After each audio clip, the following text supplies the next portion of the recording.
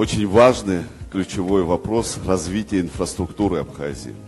За все послевоенные годы у нас не функционировал аэропорт, только с приходом во власть нашей команде удалось при поддержке руководства Российской Федерации реализовать этот очень важный стратегический инфраструктурный проект. И это опять-таки дополнительные рабочие места, увеличение турпотока, пополнение бюджета. Мы сделали многое, мы достигли успехов, и в ближайшее время пройдет первый тестовый полет. Позвольте автора этого вопроса пригласить на этот тестовый полет, если он не откажется.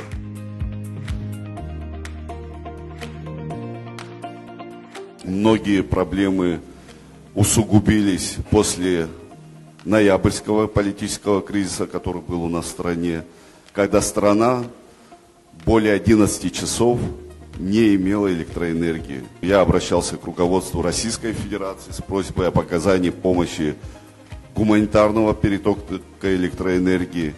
Руководство Российской Федерации приняло решение поддержать нашу страну. И я уверен, что в рамках нашей встречи мы эти вопросы снимем.